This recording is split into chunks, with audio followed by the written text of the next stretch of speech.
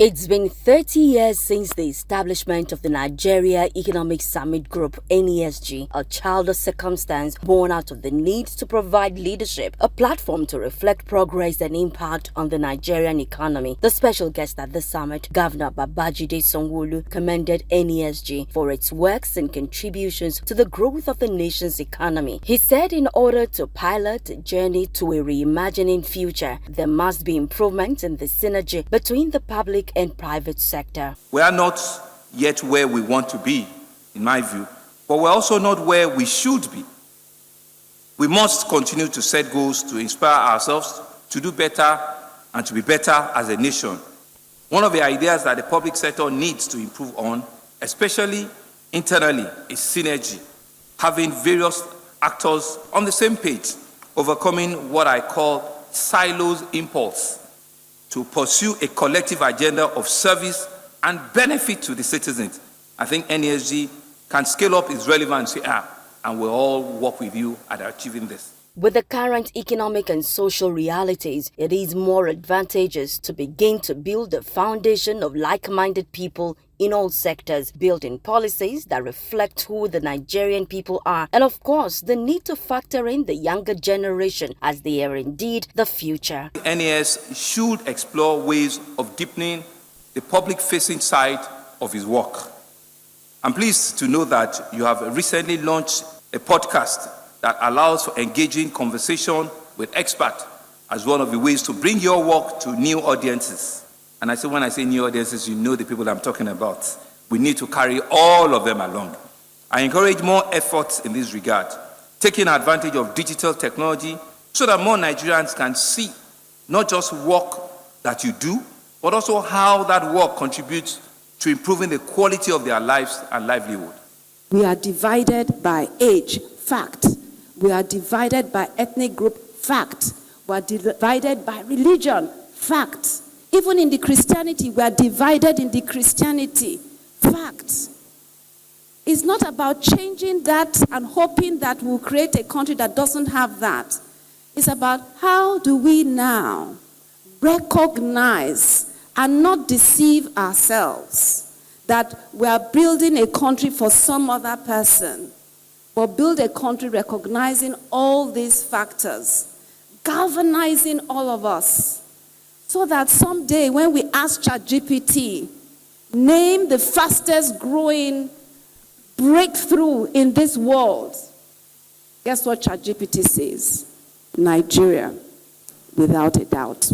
Governor Sanwo-Olu, alongside the chairman of the NESG, Niyi Yusuf, launched the 30th anniversary logo with the theme "In the National Interest: Reflections on the Past, Reimagining the Future."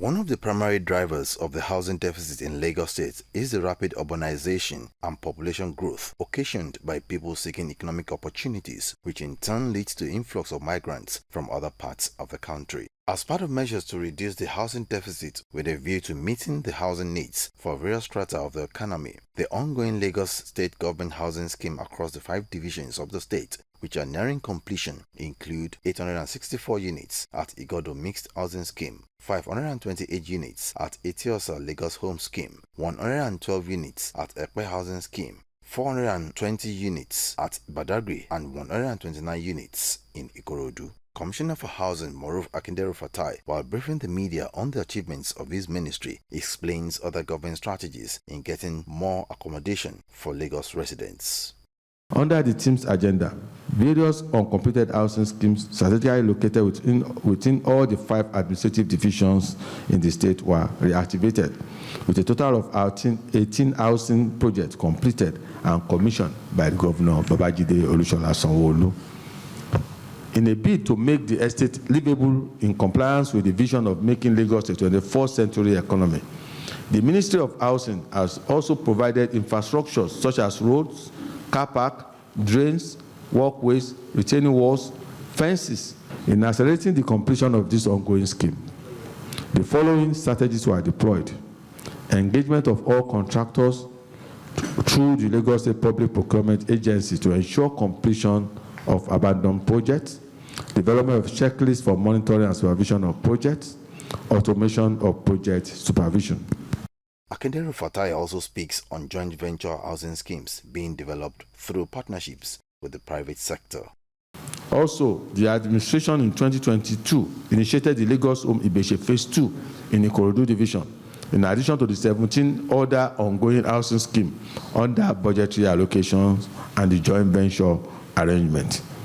The ministry also ensures standardization of the documentation of its housing estate through processing of 466 electronic survey plans for obtaining certificate of occupancy. It was also recorded that Lagos State Mortgage Board has allocated a total of 4,096 affordable homes units through mortgage or rent to own in the past 9 years of its existence. The commissioner adds that 698 public servants benefited from the 40% rebate approved by Governor Babajide Sanwo-Olu to enable them have easy access to home ownership, while teachers and health personnel in remote areas are considered for allocation in their localities.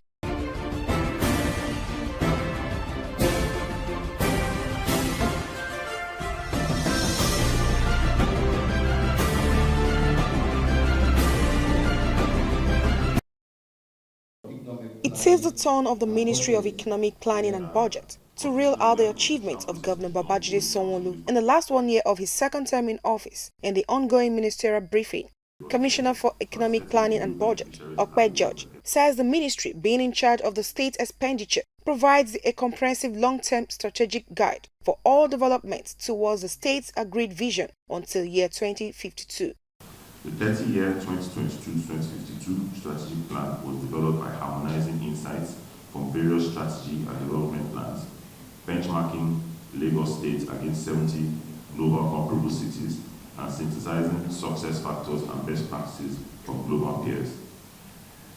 At its core, the LSDP 2052 is a testament to our collective ambition and commitment to shaping a prosperous future for generations to come. It encompasses a comprehensive roadmap spanning over 3 decades, aimed at harnessing our inherent potential and propelling us towards unprecedented heights of success. Other achievements mentioned include sensitization and training of MDAs, being the first to publish a state-specific economic update, tagged Lagos Economic Development Update, successfully certified a total of 603 prepayment certificates for projects across all 20 local government areas. These projects were executed collaboratively by 46 MDAs in partnership with over 400 contractors, encompassing both direct labor and outsourced services.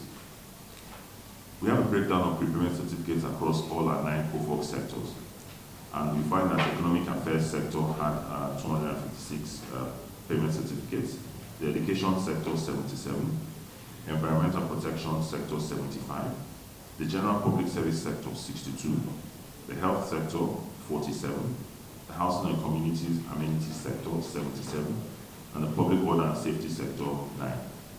The Commissioner appreciates the support of all stakeholders, stressing the importance of collaboration, which brought together representatives from MDAs and contractors to foster a conducive environment for service delivery, conveyance of vital information pertaining to prepayment certification and project documentation.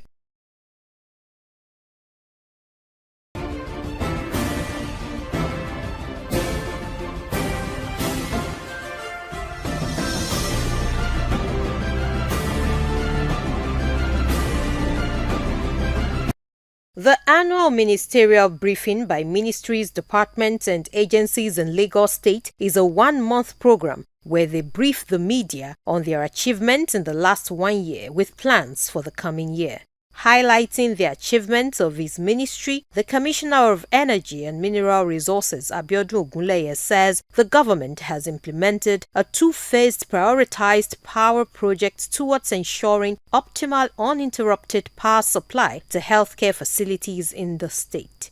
Renewable energy remains a cornerstone of our vision for a sustainable, clean electricity for all future in the emerging 21st century city, with plans underway to develop 1 gig of grid-scale solar energy capacity for the Clean Lagos electricity market. We are committed to harnessing the abundant solar resources available to us while eliminating foreign exchange-driven feedstock as the bedrock of other sources. We are ensuring safe practices across board. We are putting in frameworks to ensure that all the issues that have been entrusted to us, all the areas of work entrusted to us, we are performing on it. We are the most active part of our engagement is ensuring that our communities are carried along. In terms of these SDG goals, we are currently actively focused on 9 of them. Other achievements over the last 1 year includes organizing public awareness on petroleum products pipelines and their right-of-way in host communities in Ifako-Ijaye local government area, Idimu local council development area, Amu-Wardofin local government area, installation of 5 independent power plants, launching of the Lagos Smart Meter Hackathon for the local design, and production of affordable meters to increase meter penetration in the state. Everybody that dwells in this city in no time will experience an environment where there is electricity for all. We'll continue to ensure that we build capacity, not just within the ministry, but within the state and industry-wide. We're also going to deepen the engagement, various engagement to ensure we deepen gas utilization, safe operation, and improve energy mix. And lastly, we are going to be assuring that minerals utilization is on a sustainable path. The commissioner says Governor Babajide Sanwo-Olu's administration will not stop at advancing the agenda of making Lagos a 21st century economy.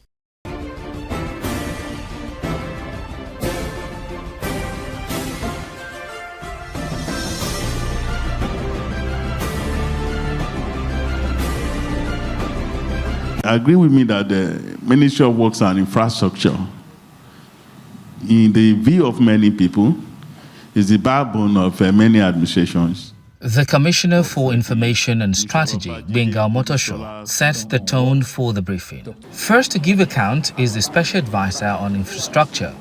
He says, despite the economic downturn, the administration of Babajide Sanwo-Olu is shaping the state's infrastructural development and economic landscape with its deep sense of commitment to the completion of all inherited projects and also embarked on new strategic projects that will stand the test of time.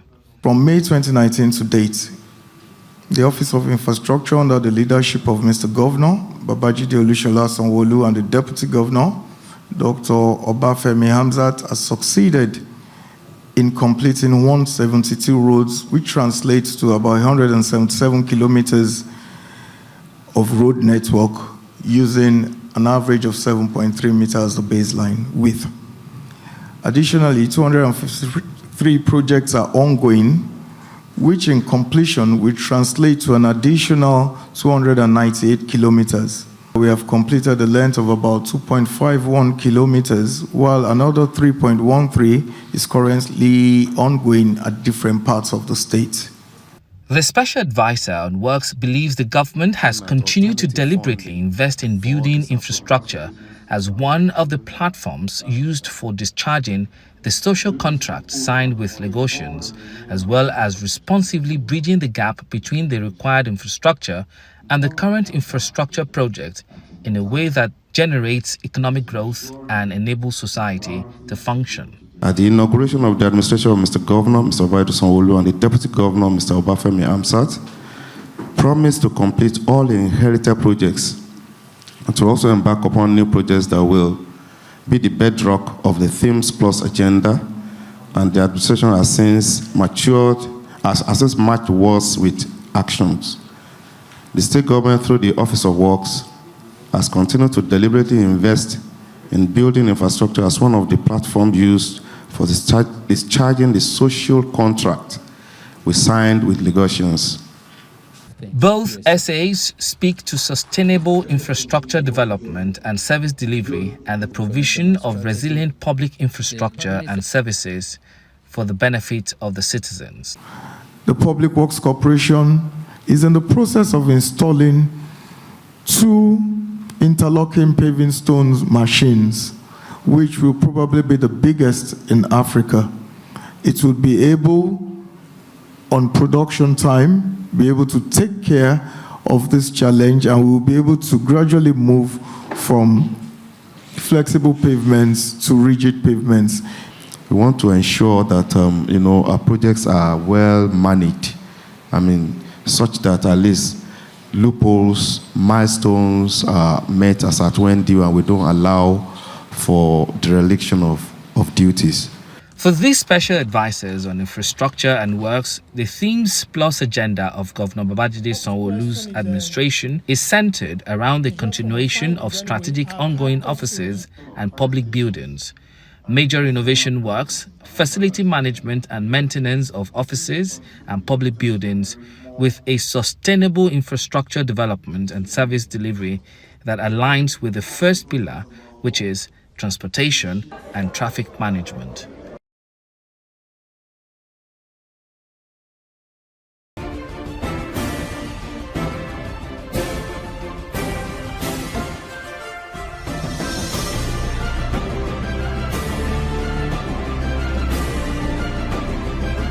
It is a 2024 Lagos State Ministerial press briefing organized to commemorate the first year of the second term of Governor Babajide Sanwo-Olu. And this time, it is a turn of the Ministry of Physical Planning and Urban Development.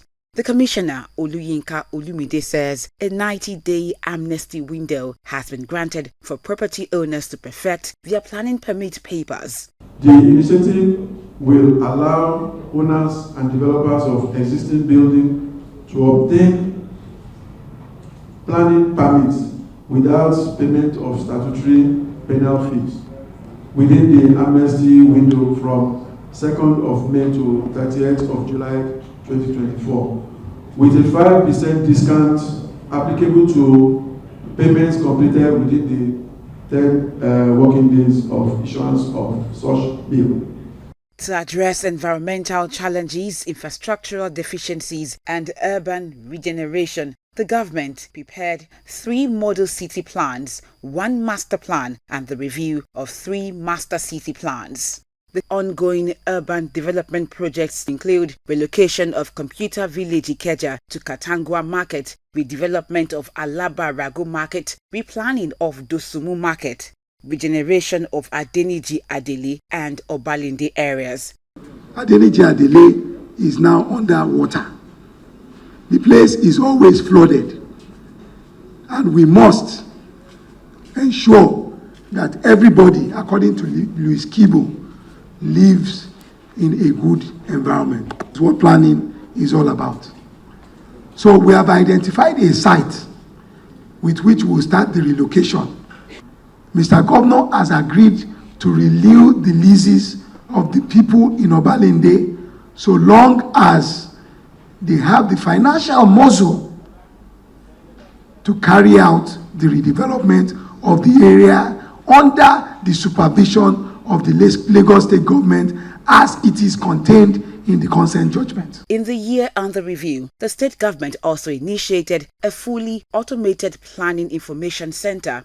Planning information before the end of this quarter that we're in is going to be fully automated. From the comfort of your home, from anywhere in the world, you can obtain planning information from us. You do not need to visit our office in Alausa or write us a letter. You can apply online and you get your planning information online, with which you can now do your drawings, which you can submit in the Office of Physical Planning, particularly the LASPA office, for your planning permission. Other achievements highlighted include preparation of 9 action area plans, 9 development guide plans, delivery of right-of-way for 16 public infrastructure projects, removal of 85% of 354 identified distressed buildings, as well as the demolition of illegal structures.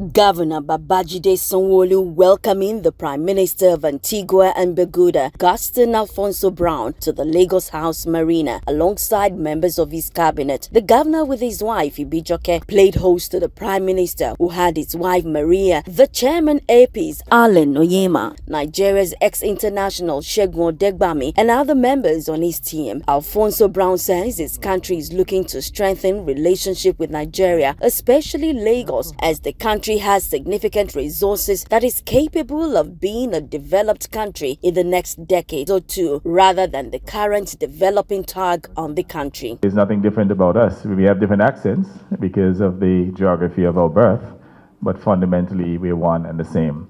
You can count on our support in all fora, because as far as we're concerned, the Caribbean and Africa must unite, must work together in order to achieve their objectives and to make sure that we bring resilient prosperity to our people. As I said before, we have the intellectual capacity, we have the resources, and there's no reason why our countries should be developing countries.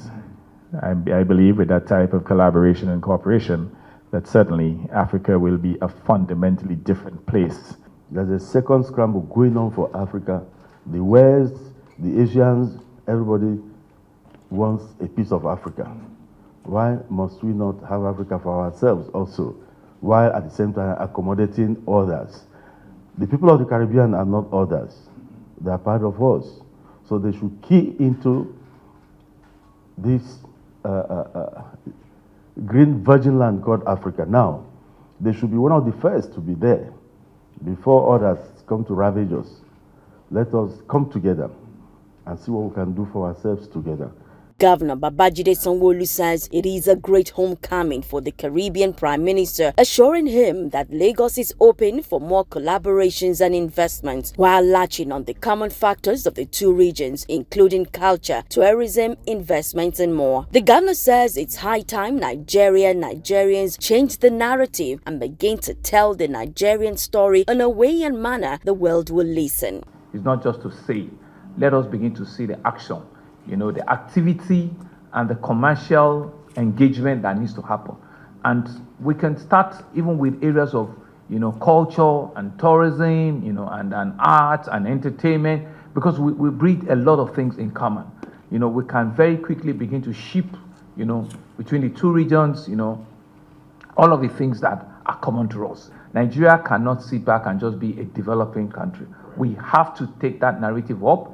If China can do it, if India can do it, Nigeria can do it, right? And it's time that we're not just a sleeping giant. We need to be able to take charge. Governor Sanwo-Olu showcased the hospitality of Lagos to the visitors by presenting the Lagos memorabilia to Prime Minister Alfonso Brown, while Dr. Sanwo-Olu presented the Nigerian fabric Ashoke to his wife Maria Brown, who is also the Minister of Housing and Lands in Antigua and Barbuda. I remember the days of 49 city. I remember the days of our suffering. Suffering and smiling. I was telling that day, oh, we are the Duncan. Like Duncan. Like very same day. Now we go the Lagosians. We know they fear us. We are resilient. We know they carry life. Now we go the Lagosians. We know they fear us.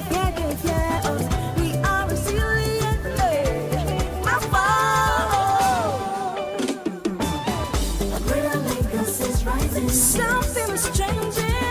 I can see it's easy. Can't deny. The real Lagos is rising.